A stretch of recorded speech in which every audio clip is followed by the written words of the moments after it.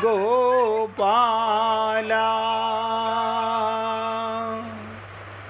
भजो गिरिधर गोविंद गोपाला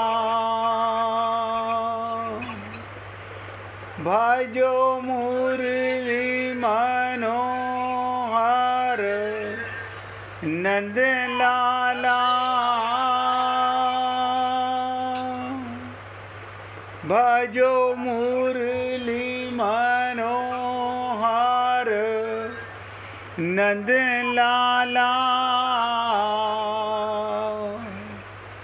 भजो गिरिधर गोविंद गोपाला भजो गिरिधर गोविंद गोपाला भजो मुरली मनोहर नंद लाला भजो मुरली मनोहर नंद लाला भजो गिरिधर गोविंद गोपाला भजो गिरिधर गोविंद गोपाला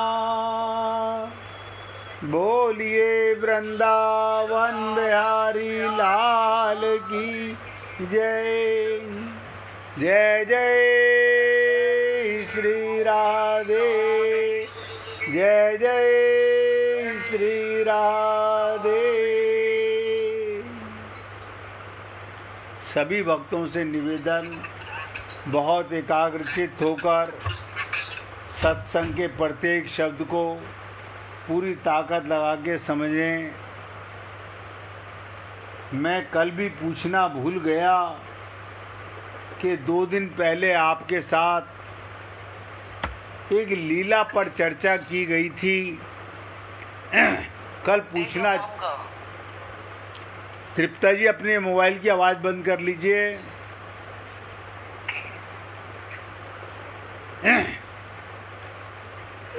कल मैं पूछना भूल गया। राजा के सामने 2 चित्रकार गए, एक चित्रकार और एक विचित्रकार। आप सब लोगों ने वो लीला सुनी।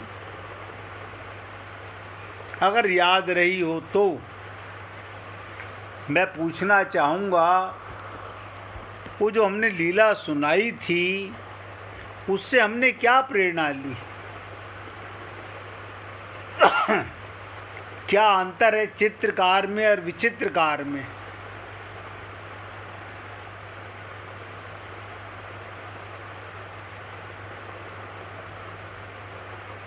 अभी एक ही दिन हुआ है,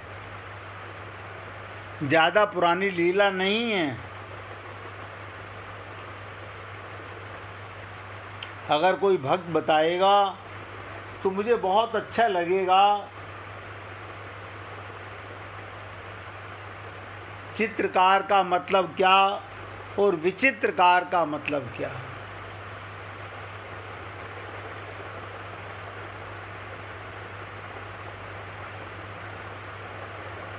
बताइए। चित्रकार ने जो फोटो एकदम सुंदर बनाई एग्जैक्ट और फोटो गई वो जो उसके ऊपर आती फोटो जो वो विचित्रकार से उससे आती मतलब है कि वो मतलब चित्रकार जो आर्ट से बात तो वो भाव से बात चित्रकार उसको उसके जो था उसको समझ नहीं आया अभी पूरी तरह से।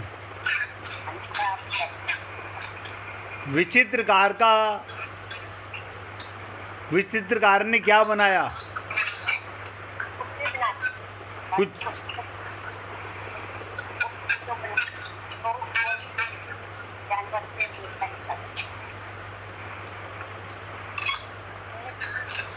कोई बात नहीं, आपने इतनी बात बताई, बहुत खुशी हुई। अभी इस पर डिटेल में बताने का प्रयत्न करेंगे। आप बता रहे हैं राजकुमार जी कुछ? हाँ जी, चित्रकार ने तो वो काम किया जो सभी करते हैं, लेकिन चित्रकार ने वो काम किया जो मतलब है कि आम आदमी नहीं सोच सकता। उसने उसी चित्रकारी को एक शीशे के ऊपर उतार दिया उसने, मतलब है जी। तो आई थिंक ये चित्रकार जो है उससे बड़ा है अपना चित्रकार से।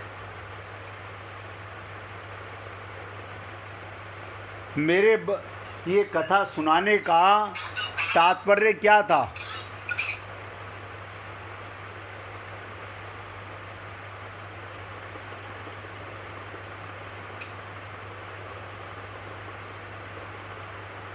दोनों ने अपनी कलाएं दिखाई।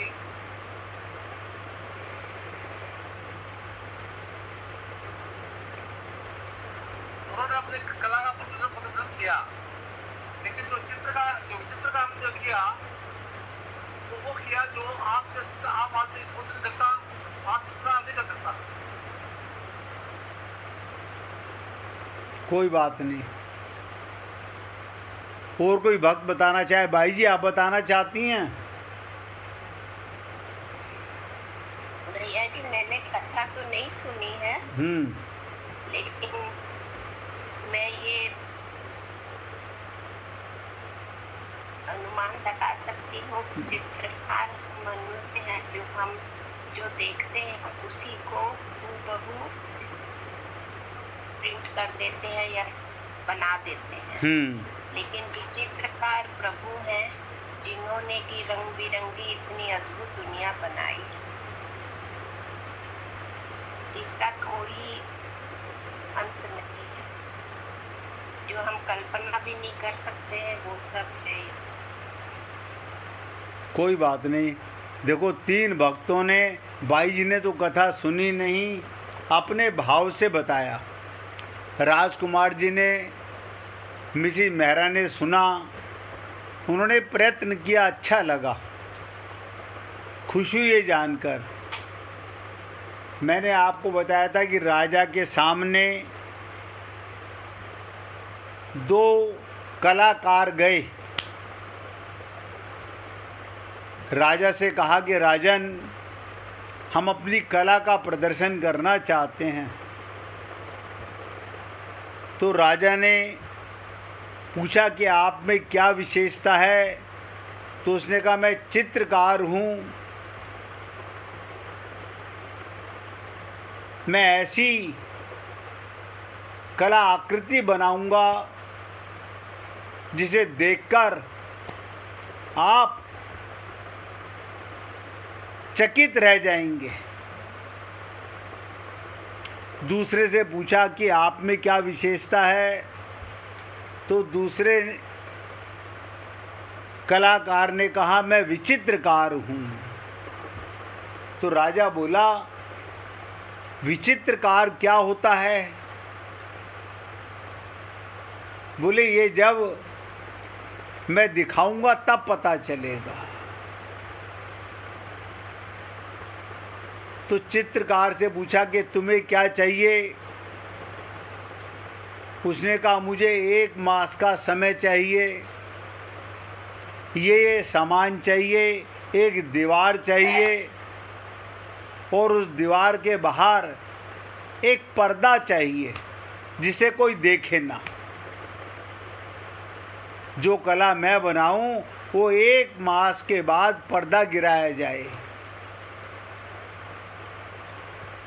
फिर विचित्रकार से पूछा कि तुम्हें क्या चाहिए? बोले, राजन, जिस दीवार पर ये चित्रकार कला का आकृति बनाएगा उसके सामने वाली दीवार मुझे चाहिए।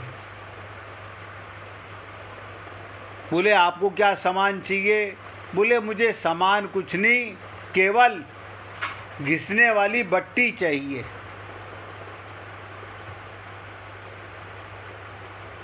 बोले आपको कुछ नहीं चाहिए? बोले नहीं। राजा ने कहा 1 मास का दोनों को समय दिया गया, बीच में पर्दा डाल दिया गया और दोनों जने पूरे मास मेहनत करते रहे। 1 मास के बाद राजा ने पूछा क्या पर्दा गिरा दिया जाए? तो चित्रकार बोला हाँ राजन, अब मेरा पर्दा हटा दिया जाए और आप देखिए मैंने क्या बनाया है।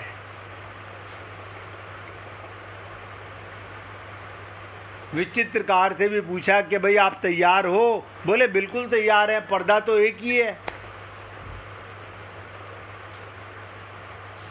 तो जैसे ही पर्दा गिराया गया, हटाया गया, उठाया गया, जो चित्रकार ने बनाया था वही सब सामने वाली दीवार में चमकने लगा। हूबहू, कोई अंतर नहीं, 100%।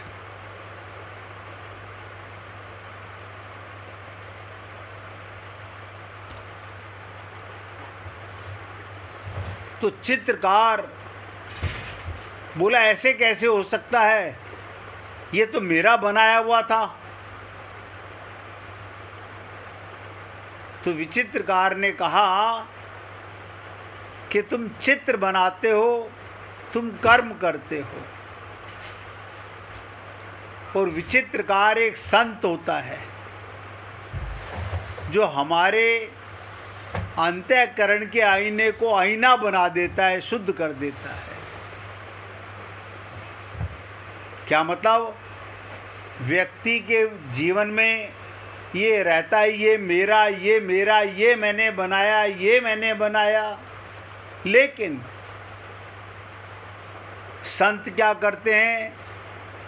अज्ञान मिटा देते हैं।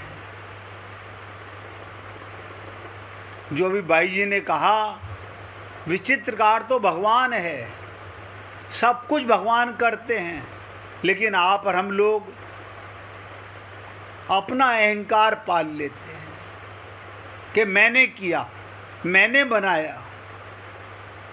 हे पुण्य आत्माओं, हमारे कर्म करने से हमारे अंदर अहंकार पैदा होता है, उसे कर्म योग नहीं बोलते हैं।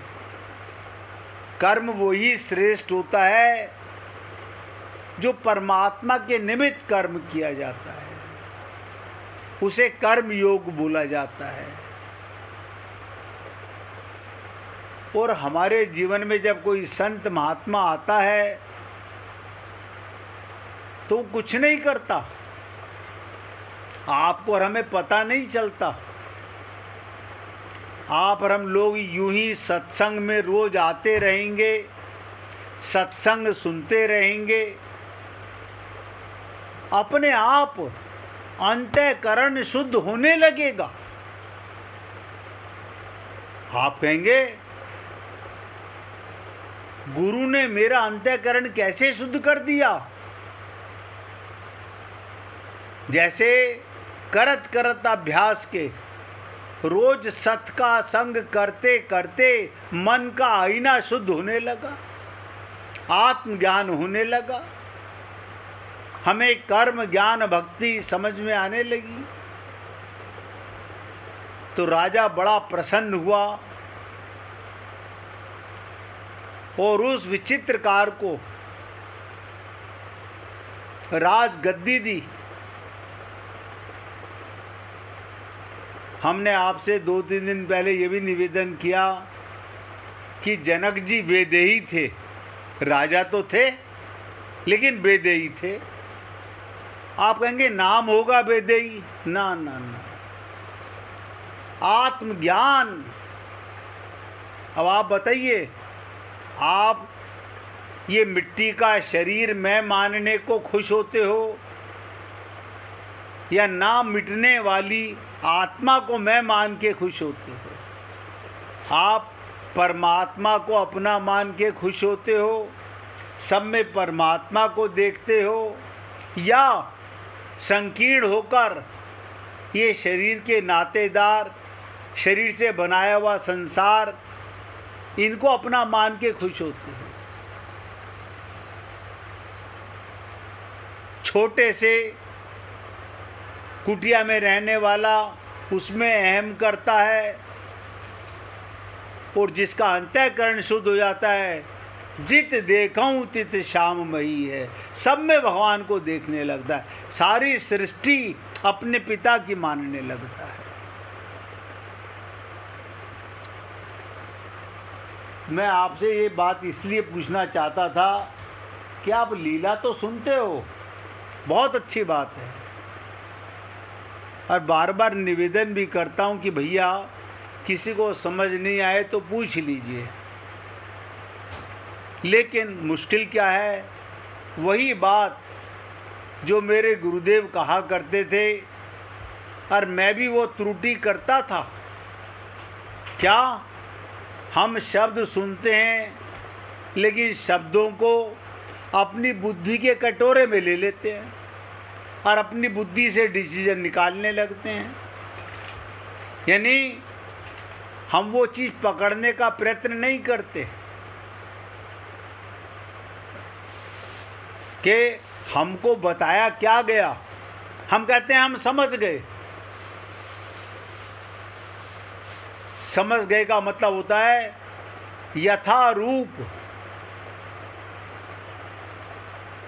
बहुत बार निवेदन किया जाता है, बुद्धि के कटोरे में मत घुमाओ शब्दों को, बुद्धि का तो समर्पण करो।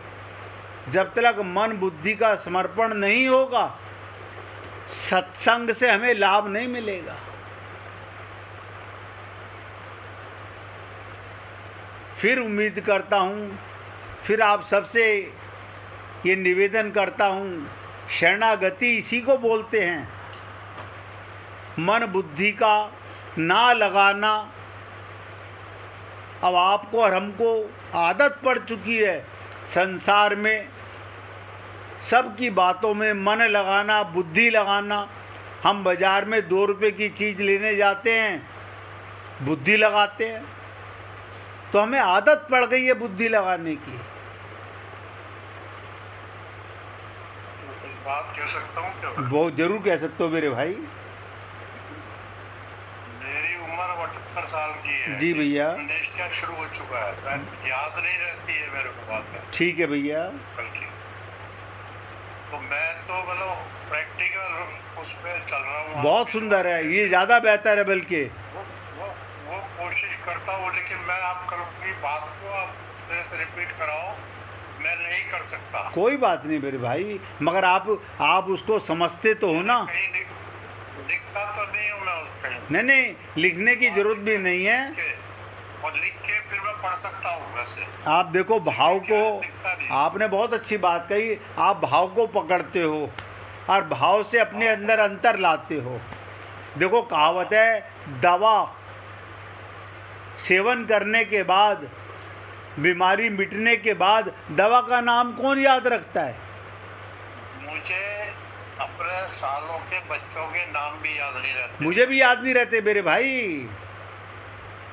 लेकिन आप जो है ना, कहीं तो लिखते दोगे कुछ? ना ना ना ना मेरे भाई, मेरे मेमोरी कार्ड में ना संसार निकलता जा रहा है, भगवान की लीलाएं आती रहती हैं।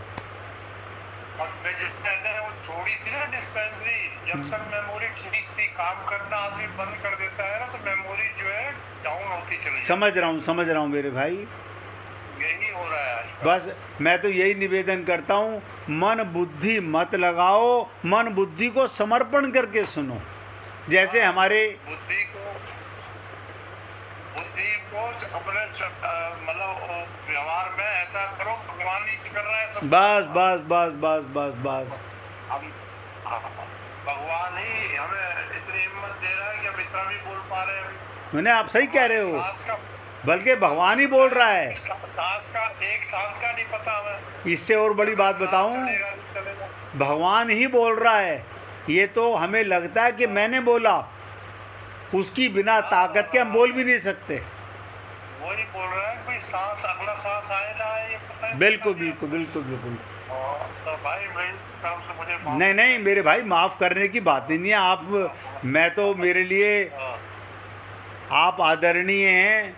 मैं तो ये कहूँगा कि आपने कहा, मैं अपने विवेक में उसे बैठा के व्यवहार में लाना चाहता हूँ। याद रखने की आवश्यकता ही नहीं, दवाई ने अपना काम कर दिया। 18 साल हो गए रिटायरमेंट को, 18 साल हो गए। जी भैया जी। तो अभी तो इवन पैसा वैसे का भी सब हिसाब किताब लड़का करता है, मैं तो करता ही नहीं बिल्कुल। चलो अच्छी बात है, बहुत खुशी की बात है भैया।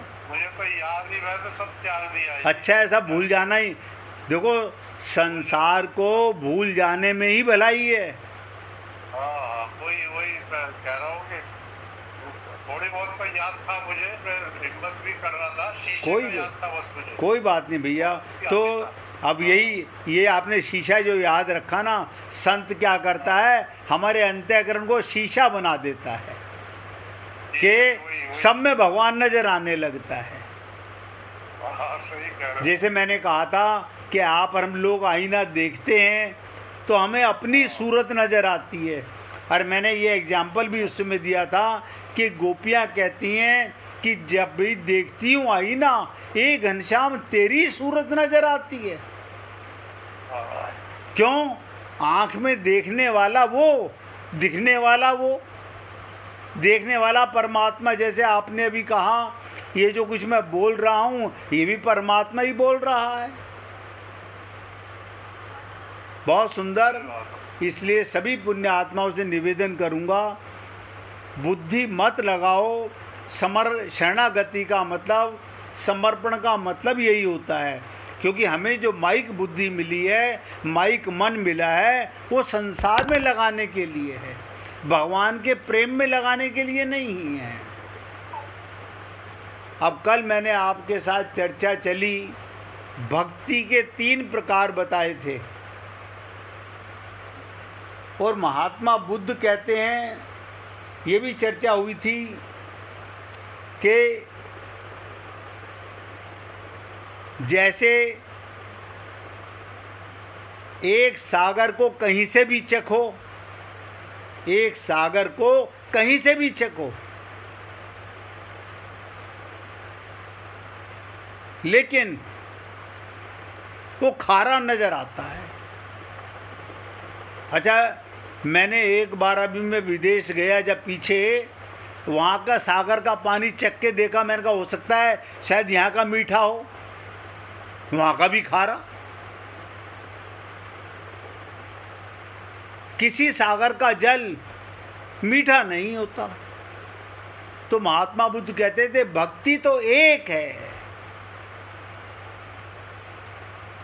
और भक्ति माने क्या, प्रेम माने क्या, मिट जाना, अद्वैत हो जाना। ये चर्चा चली थी अद्वैत के ऊपर। हम मिटने को तैयार नहीं हैं, हम अपने आप को बचा के रखते हैं।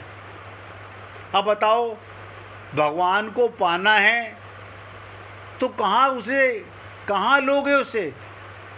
भगवान तो जब मिलता है, प्रेम तो तब मिलता है जो मिटने को तैयार हो, द्वैत बना रहता है। इसे संत महात्मा कहते हैं, एक होता है द्वैत और एक होता है अद्वैत। द्वैत माने ज्ञानी, कर्मी, और अद्वैत माने भक्त। अब ध्यान से समझिएगा। और एक दिन वीना जी शिकायत कर रही थी, एक दिन आप कुछ बताते हो, अगले दिन उसी बात को किसी और तरीके से बताते हो। अब मैं क्या करूं? जैसा मसाला मेरे विवेक में परमात्मा डालता है, मैं उस हिसाब से बता देता हूं। मैं लिख के तो रखता नहीं कहीं पर, जो भाव आता है उसी हिसाब से प्रकट कर देता हूं। भक्ति एक।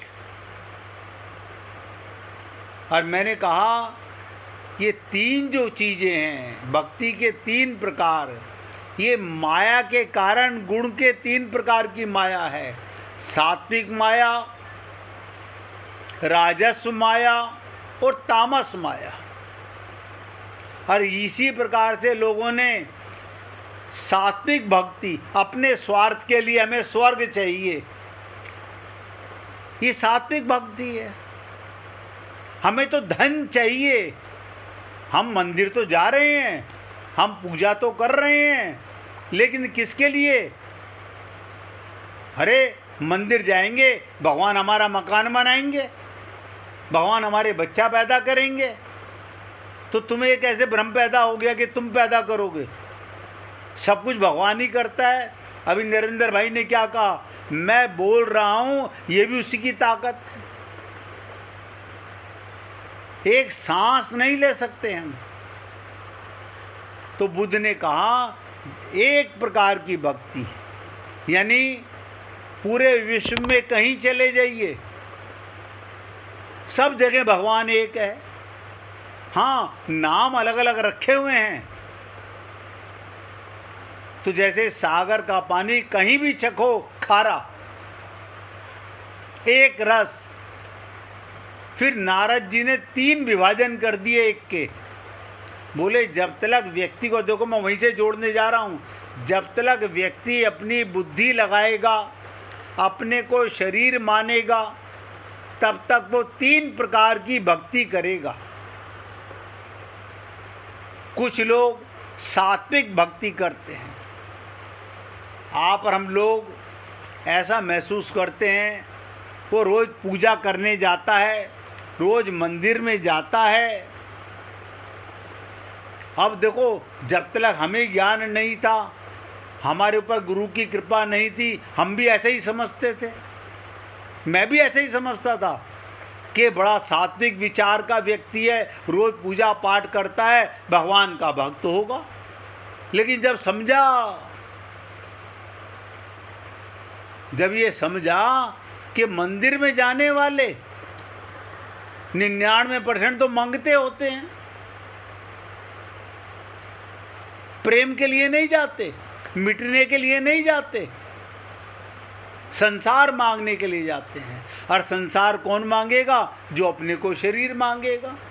और जो आत्मा मानेगा वो तो परमात्मा का हो गया, उसे कुछ नहीं चाहिए। तो इसी चीज को जो महात्मा बुद्ध ने कहा, एक भक्ति, जैसे सागर कहीं से चखो एक रस, ऐसे ही महात्मा बुद्ध ने जो कहा एक रस, नारद जी ने कहा संसार में समझने के लिए तीन प्रकार की भक्ति। पहला विभाजन किया पराभक्ति। पराभक्ति माने क्या? सब में भगवान को देखना, बस मुझ में राम तुझ में राम, सब में राम समाया।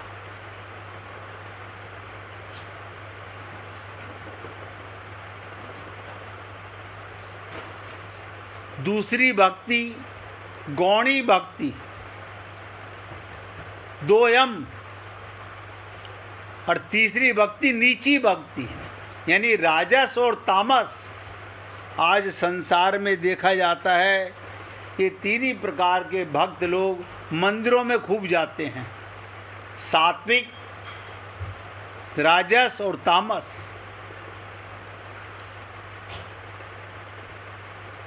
अगर वाकई में किसी दिन मंदिर जाते हुए आप ये कहो, प्रभु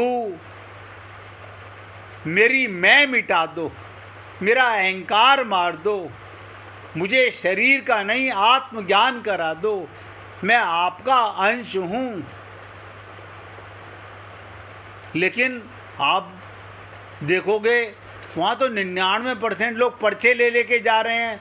मम्मी ने क्या कहा था, क्या मांगना, पति ने क्या कहा था, क्या मांगना, बेटे ने क्या कहा था, क्या मांगना, बेटी ने क्या मांगने को कहा था। इसी पर मैं कई बार निवेदन करता हूँ, अगर मूर्तियाँ बोलने लगें, मैं चैलेंज से कहता हूँ मंदिर में जाना बंद, उसी दिन से बंद। कोई मंदिर नहीं जाएगा।